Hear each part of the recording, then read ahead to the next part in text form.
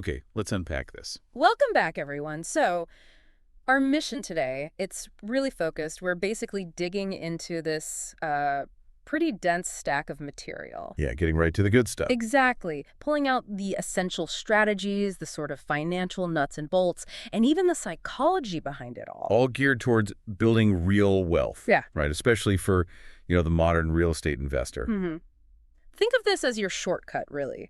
We're giving you the foundational ideas that honestly separate the serious players from people just dipping their toes in. And we're jumping straight into where it all starts. Yes. The market, the deal itself. That's right, because every single transaction, whether you're buying or selling or even renting out a place, it kicks off with that first impression. And our sources really hammer this point home. It's critical. Absolutely critical. And today, let's face it, that first impression is almost always digital. It starts with the photos online. Right.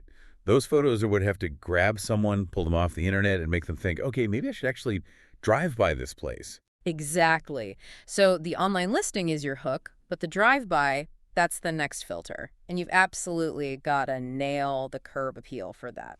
The material we looked at uses the front door as this really powerful metaphor for the whole property. Why the front door? Well, think about it. A really nice, well-maintained front door, it just screams care and quality, doesn't it? Yeah, it suggests the owner actually paid attention. If they cared about the door, maybe they cared about the plumbing too. Precisely.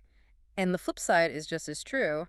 You see a door that's chipped, faded, looks like it hasn't been touched in years. Immediate red flag. An immediate red flag, exactly. It makes buyers skeptical before they even get out of the car. So for investors, maybe working with a tight budget, the advice is start right there. Yeah. Fix up the front door. It's probably the most cost-effective way to set a positive tone, make that first physical impression count. Okay, so the sources we're drawing on today are pretty broad, right? We got classic investment stuff, financing guides, psychology. Yeah, even tax planning manuals, it's a real mix. We're trying to give you that comprehensive view, how everything fits together to build a winning strategy from the ground up. All right, let's dive into those foundational concepts then. The mindset first. Okay, so mindset. To really succeed here, especially in real estate investing, you've got to make a fundamental shift in thinking. Our sources kept bringing up this core idea, sometimes called the rich dad principle. It boils down to a choice, right? A fundamental choice. Are you going to spend your life working for money? Or are you going to learn how to make money work for you?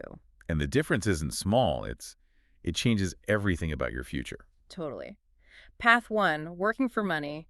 That means you're always waiting for someone else's approval, waiting for that annual raise, playing it safe, hoping for the next promotion. You're essentially selling your time. But path two, making money work for you. That requires something different. It requires real learning. And the material stresses this. This isn't passive learning. It takes intense energy, real passion, and this deep desire to actually change your financial situation. It's about using your brain, your time, your access to capital to actually generate wealth, not just trade hours for dollars. And that brings us straight to this really common misunderstanding about economics, the zero-sum fallacy. Ah, yes, the idea that for me to win, you have to lose, like there's a fixed pie. Exactly. Yeah. And that belief, it's so ingrained, but it really holds people back. Our sources are clear. Wealth isn't just shuffled around, it's actually created during economic activity. There was a pretty striking example in the material from 2001 involving foreign investment in the U.S. Yeah, that was fascinating. Foreigners took, nearly $270 billion out of the U.S. economy that year? Which sounds huge. I mean, that's bigger than the entire economy of some countries back then, like Egypt or Malaysia. Right. You'd think that would cripple the U.S., but it didn't. Why? Because that $270 billion was just the earnings profits, dividends from assets those foreigners owned here. Assets like stocks, factories, real estate. Exactly. And those assets were busy helping to create a much, much larger amount of new wealth within the U.S. economy in the first place. So the U.S. was basically just sharing a slice of the newly created pie with the people who provided the capital ingredients. Precisely. It shows that economic activity, when it works right, is expansive. It grows the pie. It doesn't just re-slice it. Okay, so if wealth can be created, that ties back to personal mindset. Yeah. The scale of your thinking matters. Hugely. Our sources really push this idea. Life is just too big to think small. Your financial life will pretty much expand or contract to fit the size of your own thinking. It's something you hear from successful real estate millionaires all the time, apparently. They wish they'd thought bigger sooner. Almost always. The common refrain is, I wish I'd started earlier, bought more properties, and this is key, sold less often. Let that compounding work its magic. Thinking big like that, though, it needs focus. Yeah. It needs clear goals. Massive goals, almost intimidating ones. The parallel drawn was President Kennedy's moon challenge. Right. Put a man on the moon by the end of the decade, super clear, sounded impossible, time-bound. And what did that goal do? It instantly focused everyone. It cut through the noise, eliminated distractions, and just generated this incredible energy towards making it happen. Goals are one thing, but you need a system to actually achieve them. Right. Otherwise, it's just wishful thinking. Absolutely. And this is where a lot of people, even smart people, fall down. They get caught in the busy trap. Always busy, but not necessarily productive. Exactly. You spend your whole day reacting, answering the latest email, taking that unexpected call, handling little administrative things that feel urgent. But they don't actually move you closer to the big goal, like finding the next deal. Right. So the counter strategy is discipline. It's working from a written weekly plan. And here's the critical part. Every task on that plan must tie directly back to a larger, say, 12-week strategic goal. So for an investor, that means prioritizing things like lead generation, talking to lenders, analyzing deals. Over just clearing your inbox, it forces you to put the strategically important stuff first, not just the urgent stuff that pops up. Okay, shifting gears a bit to the mechanics. How do we even judge the overall investment climate? Like in the stock market, for example. Does valuation tell us anything useful? It tells us a lot, actually, especially over the longer term. While trying to predict the market day to day is, frankly, a fool's game. Long-term valuation gives you pretty strong signals. Our research pointed out something quite striking. What's that? That roughly 0% of the variability in future stock market returns can be predicted just based on the starting price to earnings multiple, the PE ratio of the market as a whole. Wow, 40%. That's a lot more predictive power than I would have guessed. It is, but simply, when the overall market PE is low, historically speaking, let's say under 15 stocks are generally considered cheap. And the returns you tend to get over the next, say, decade are usually higher. And the opposite when PE is high, like over 25 or 30. Then history suggests your future returns are likely to be significantly lower, sometimes even flat or negative over 10 years. It forces you to accept that the price you pay, the valuation, really, really matters. It's not just about the story or the hype. And speaking of hype, markets can get totally irrational, right? Yeah. History's full of examples. Absolutely. The sources brought up the 1920s, specifically those closed-end investment funds. Okay, what were those? Basically, they were funds that just held a portfolio of other stocks. Logically, the price of the fund should track the value of the stocks it holds, the net asset value or NAV. Makes sense. You're buying the underlying assets. But during the Roaring Twenties boom, logic went out the window. Pure speculation took over. How bad did it get? There was one fund cited, Tricontinental Corporation. It sold at a mind-boggling 256% of its NAV. 2.5 times its actual worth. Exactly. So if that fund owned, say, AT&T stock, you were effectively paying $2.50 for every $1 worth of AT&T stock just by buying the fund's shares. That's insane. What was driving that premium? Pure hope. The belief that someone even more optimistic, a greater fool, would come along tomorrow and pay even more. It had nothing to do with the underlying value. That kind of craziness really underscores the risk in stocks, especially short-term, the volatility. No kidding. The data showed that between 1950 and 2017, annual U.S. stock returns were all over the map. You could be up 52% one year. Wow. Or down 37% another year. That's enough to give anyone whiplash. So how do you manage that risk? Just cross your fingers. Well, the key insight is that time smooths out a lot of that craziness. Volatility is scary year to year, but if you zoom out... Long-term perspective. Exactly. Adopting a long-term buy-and-hold strategy, especially with a diversified portfolio like a broad market index fund, it essentially cancels out a huge amount of that short-term timing risk. The longer your holding period for quality assets, the less that annual up and down really matters to your final outcome. Which brings us nicely to real estate. It's also a long-term game, but it has its own unique characteristics like being less liquid.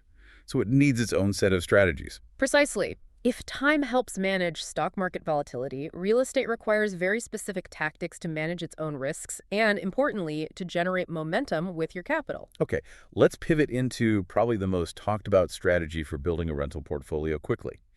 The BRRRR method. Yes, BRRR, buy, rehab, rent, refinance, repeat.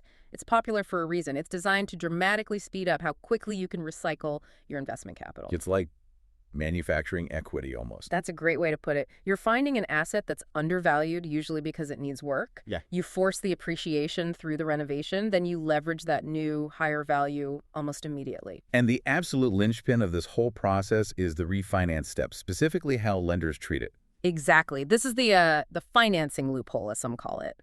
When you go to refinance a property that's now fixed up and rented out stabilized, many lenders, especially conventional ones, are willing to base the new loan amount on the new appraised value, the ARV. Not just what you originally paid, plus the rehab costs. Right.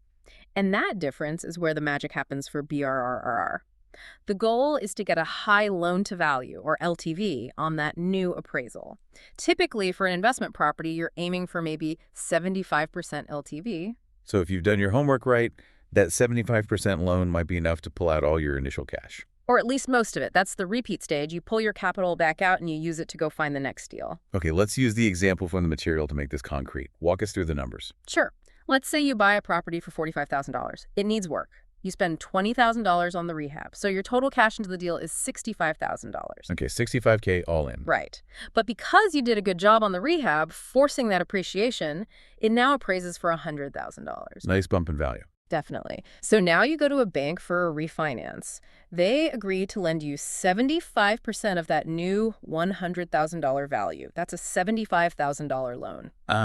Okay, so you get $75,000 from the bank. And what do you do with it? You immediately pay back your initial $65,000 investment. And you're left with $10,000 cash in your pocket. Exactly. Plus, you now own a cash-flowing rental property, hopefully with a decent long-term low-interest mortgage on it. And critically, you have your original $65,000 back, plus that extra $10K ready to go find the next property. That's powerful. That's how you scale relatively quickly without needing endless piles of cash. That's the engine of BRRRR, rapid capital recycling. But wait, that initial $65,000, not everyone just has that sitting around. Even for a few months during the rehab, that's often the hurdle, right? Getting the first deal done. Absolutely. And that's where flexible financing options come in for that initial buy stage. Like hard money or private money. Precisely.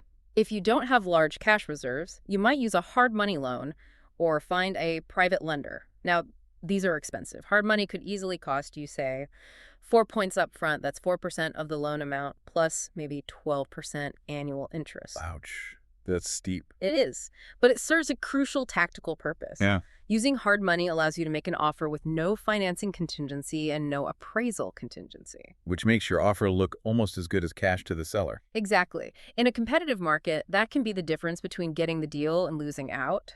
The high cost is acceptable because you know it's temporary. The plan is always to refinance into that cheaper long-term bank loan once the property is fixed up and rented. Okay, so BRRRRs sounds great, but the sources had a pretty serious warning label attached too, right? A very stern warning. Because you're using leverage creatively and maybe using short-term expensive debt, you absolutely must be extremely conservative in your initial deal analysis, your underwriting. What does extremely conservative mean in practice? It means stress testing your numbers against worst-case scenarios. Don't assume best-case vacancy rates. Plan for a higher vacancy, maybe 10% or even more, depending on the area. Assume expenses will be higher than you hope. Definitely. Assume property taxes will go up after the reassessment based on the higher value. Build in a generous budget for unexpected major repairs, not just paint and carpet, but what if the HVAC dies or the roof leaks? And don't forget the potential costs of dealing with difficult tenants. Crucially, yes. Factor in the potential cost and time for evictions, legal fees, lost rent during that period. If the deal still looks good, still cash flows positively after you've plugged in all those conservative, higher than expected costs, Then maybe you have a solid deal. then, and only then, should you feel confident moving forward with a creative strategy like BRRR. You need those buffers. Okay, let's shift to the property itself. What kind of house makes the best rental or flip? What do people actually want? The data is pretty clear on this. The overwhelming majority of both buyers and renters strongly prefer at least a 3-bedroom, 2-bathroom house. 3, 2. Not a 2-bedroom. The demand difference is huge.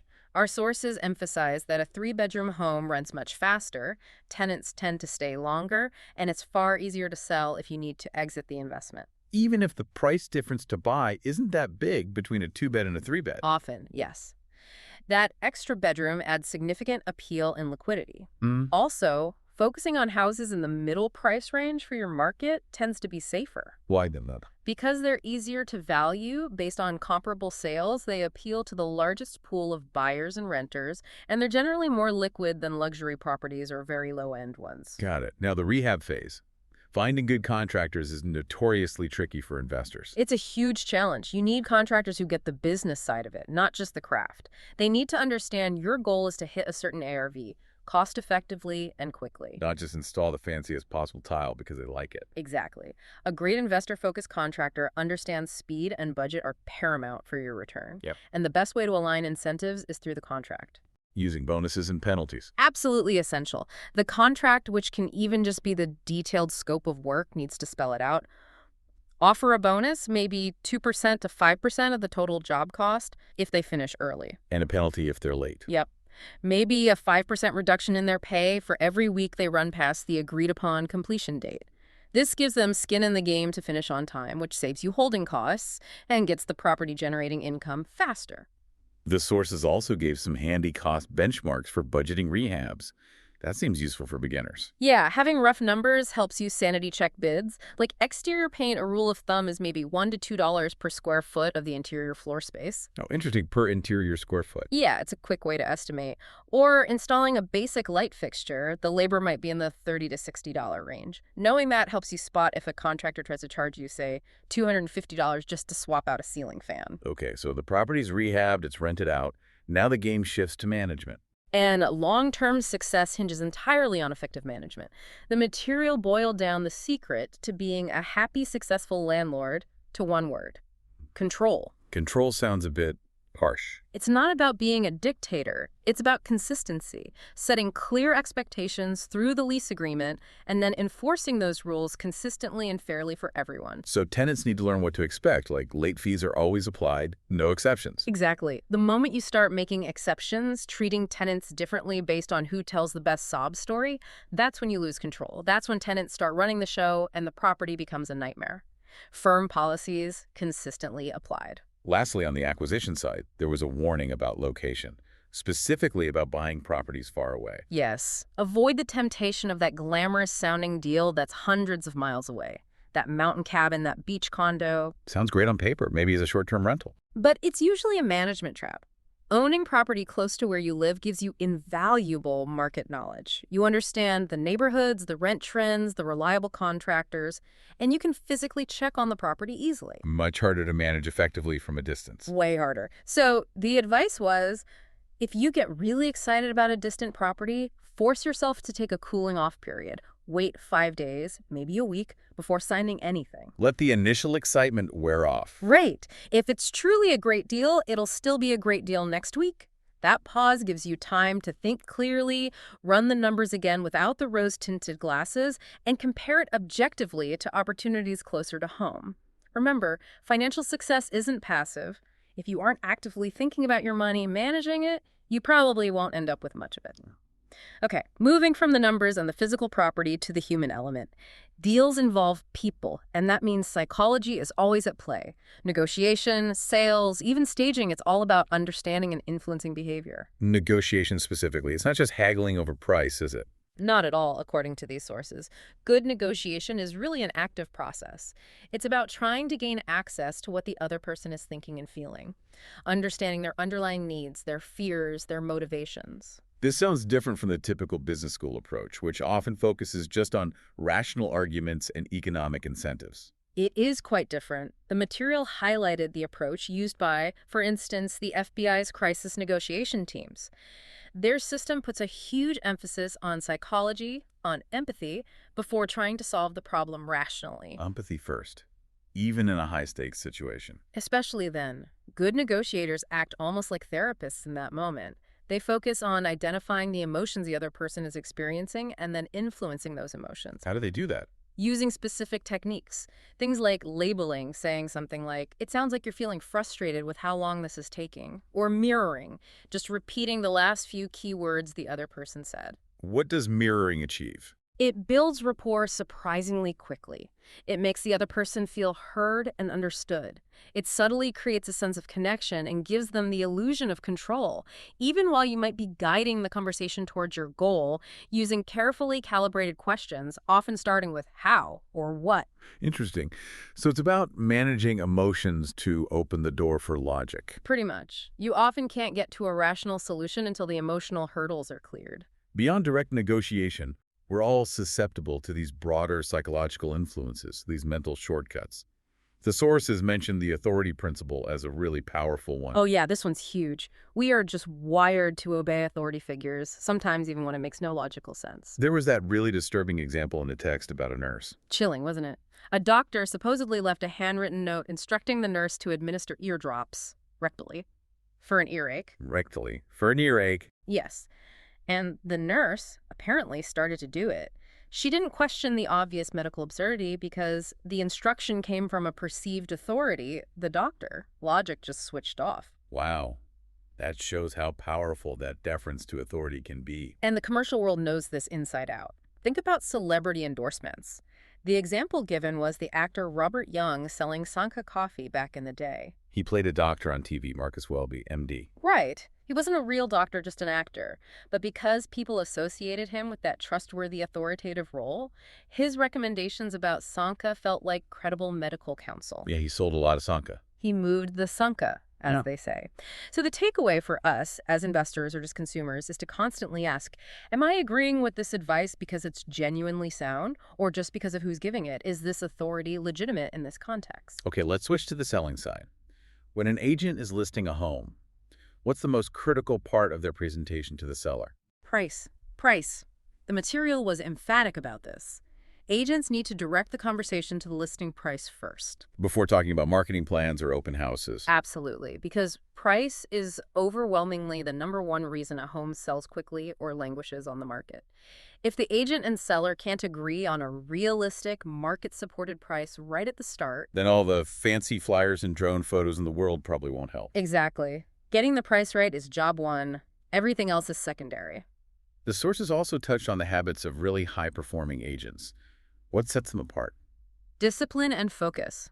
Top agents tend to concentrate their energy on getting listings because listings drive the business. They also maintain systematic, regular contact with everyone in their database. Not just calling when they have something specific to sell. No, like programmed check-ins.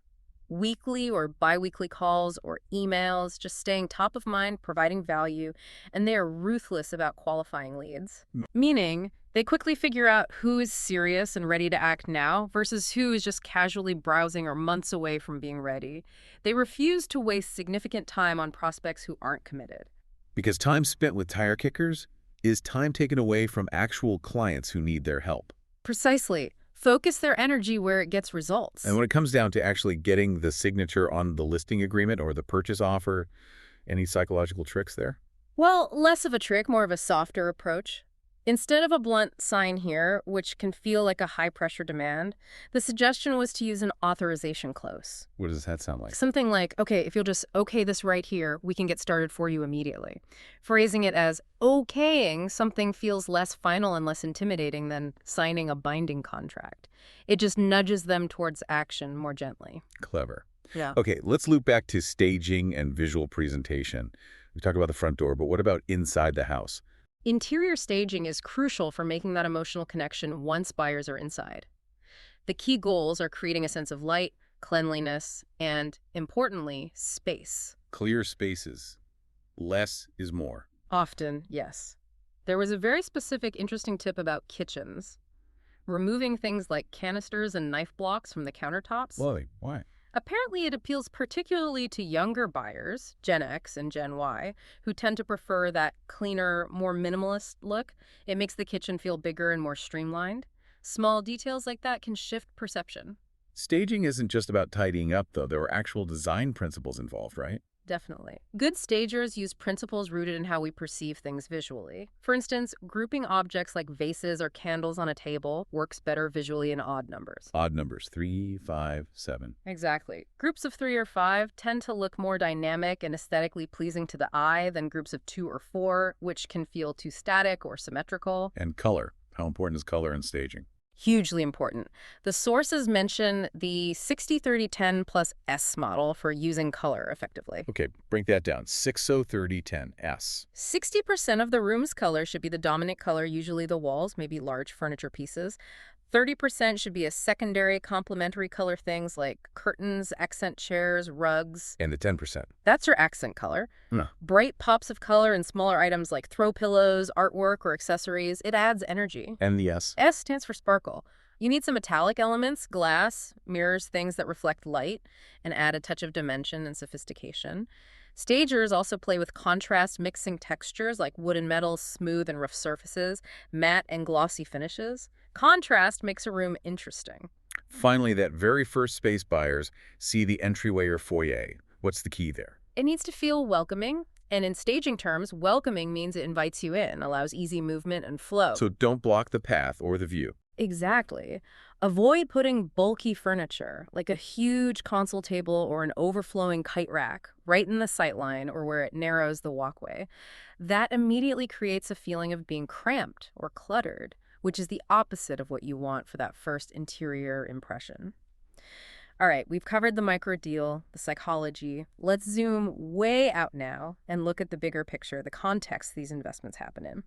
Starting with how our cities and suburbs are changing. Things aren't static there, are they? Cities are always evolving. Perpetual works in progress. And right now, we're seeing something quite interesting, sometimes called the Great Inversion. What's that? The opposite of what used to happen. Kind of. For decades, the story was wealth and educated people move out to the suburbs, leaving cities to decline.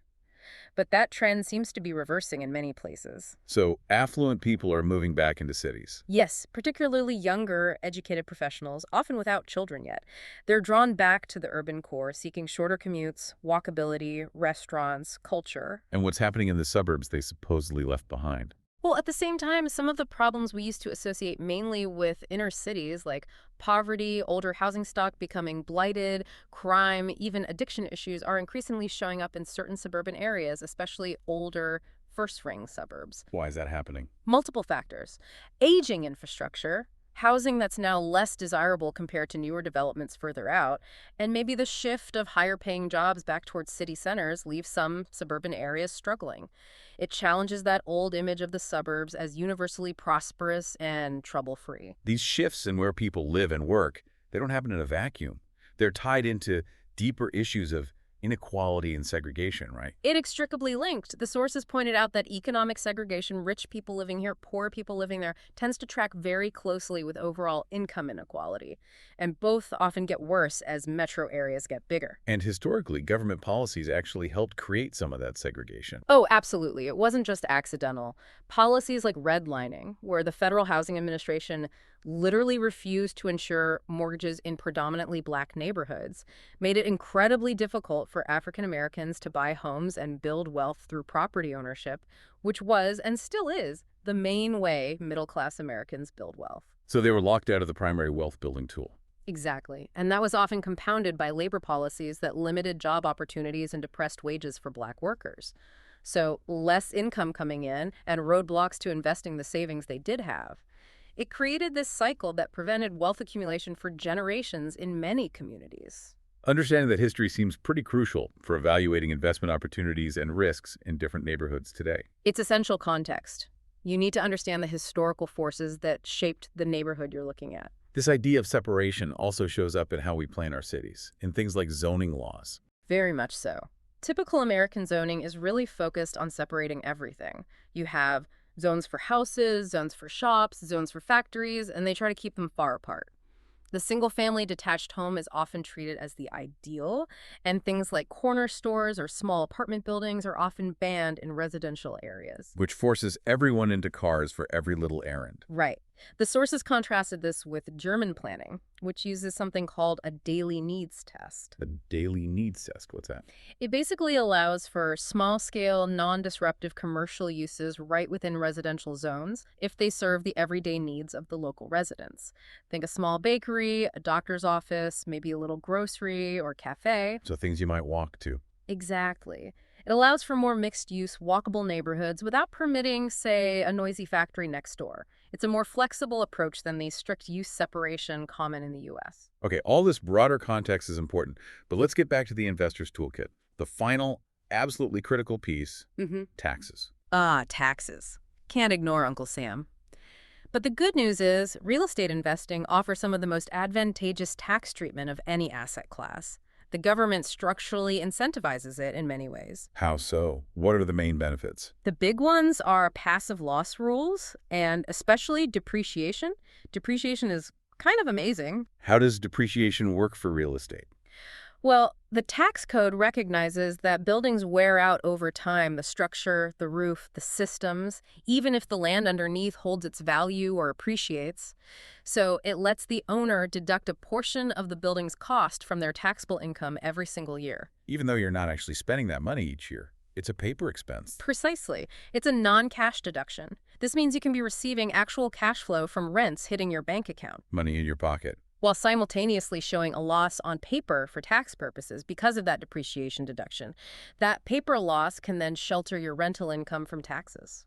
Can it shelter other income too, like from a job? Ugh, that's where it gets more complicated. Usually rental losses are considered passive and can only offset other passive income, like from other rentals, Unless what? unless you qualify as a real estate professional or REP in the eyes of the IRS. Okay, what does that take?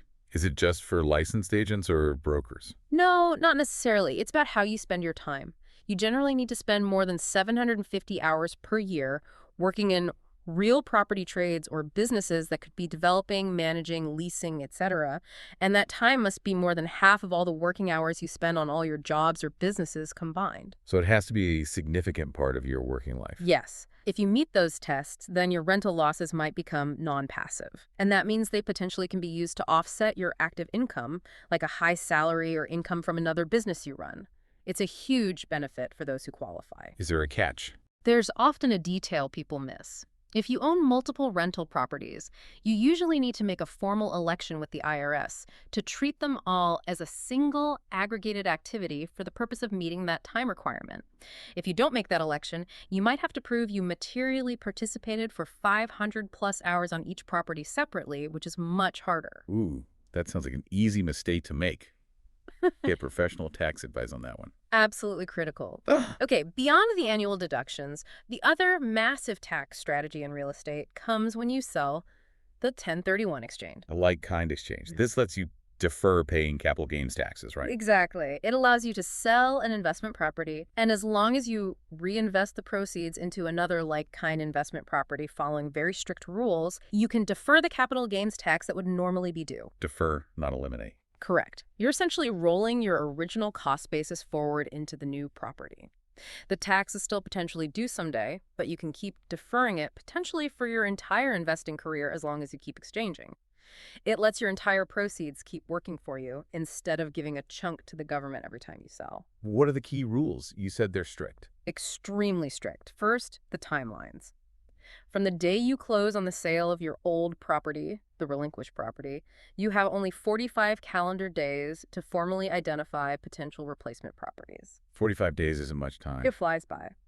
And then you must close on the purchase of one or more of those identified properties within 180 calendar days from the original sale date. No extensions for weekends, holidays, nothing. Miss these deadlines, the exchange fails. Wow. What else? You absolutely must use a qualified intermediary, often called a 1031 accommodator or facilitator. This is a neutral third party who holds the sale proceeds. You cannot take possession of the cash yourself, even for a moment, or the exchange is blown. That's called constructive receipt. Okay. Intermediary holds the cash.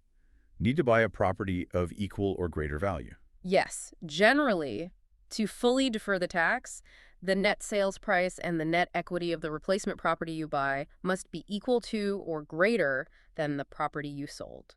And what about ownership, if a partnership owns the property? That's a crucial point, especially for people investing through LLCs. The rule is the taxpayer who sells the old property must be the same taxpayer who buys the new property. So if ABC Partnership LLC sells property 1, then ABC Partnership LLC generally needs to buy a property 2. So individual partners can't just take their share of the money and go buy separate properties in their own names. using a 1031? Not easily. There are complex ways around it sometimes, but it requires careful planning before the sale. It's a common trap for partnerships. Okay, one last tax loophole mentioned. This one specifically for your primary residence. Yes, the short-term rental loophole. This one's surprisingly simple and quite powerful. What is it? If you rent out your own home, your primary residence, for fewer than 15 days total during the entire calendar year, Less than 15 days. the rental income you receive is completely tax-free. You don't even have to report it to the IRS. It's just free money from a tax perspective. Seriously, tax-free income. Totally tax-free. And here's the kicker. Because it's still considered your primary residence, since you rented it for such a short time, you still get to deduct all your normal homeowner deductions like mortgage interest and property taxes, subject to the usual limits. You don't lose any deductions. That seems perfect for people who live in cities that host big events, like the Super Bowl or major festivals. Rent your house out for a week at a crazy high rate. And pocket the cash, tax-free. As long as you stay under that 15-day total for the year, it's a clean, straightforward tax benefit, provided you follow the rule. Wow, okay. We have covered a ton of ground today. Right. From, like, the psychology of that first impression at the front door, To the nitty-gritty financial mechanics of BRRR. through the history shaping our cities, and landing on these really complex but powerful tax strategies like 1031s and depreciate. It really underscores that success in real estate investing isn't just about luck or finding one good deal. It's about having a strategy and executing it systematically, intelligently. We saw how crucial conservative underwriting is, how important managing contractors effectively can be, and how much psychology plays into negotiation and marketing. Absolutely. So wrapping this all up, what does it really mean for you, the listener, trying to navigate this? It sounds like you need to be a bit of a jack of all trades, or maybe a master of several. I think that's fair. You need to be part financial mechanic, understanding LTVs, ARVs, depreciation, tax rules. You need to be a smart marketer, mastering that first impression, knowing how to stage, how to present value. And you also need to be part behavioral psychologist, knowing how to connect with people in negotiations, how to manage tenants fairly but firmly through consistent policies. It's a hybrid skill set, for sure. So here's a final thought to leave you with, something to chew on. Consider the real power of real estate compounding, even if you ignore the monthly cash flow for a second. Which you shouldn't ignore entirely, but okay. Right. But just focus on the equity buildup. That happens in two main ways. Your tenants are paying down your mortgage principal each month, and the property value itself hopefully appreciates over time. Debt paydown and appreciation, the two pillars of equity growth. If you just look at the return generated by that equity buildup alone, averaged out annually, it's often significantly greater than the cash flow percentage might suggest. That's often true, especially in the early years of a loan or in appreciating markets.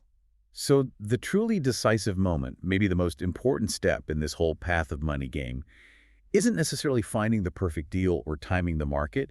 It's making the conscious, intentional decision to invest your capital in assets like real estate in the first place. Instead of just consuming it or letting it sit passively in savings, getting eaten by inflation. Exactly. That decision to put your money to work for you, leveraging debt and time and tenant payments, maybe that's the single biggest lever you can pull to change your financial future. Choosing to play the game of investing intentionally. That's where the real leverage lies. A powerful thought to end on.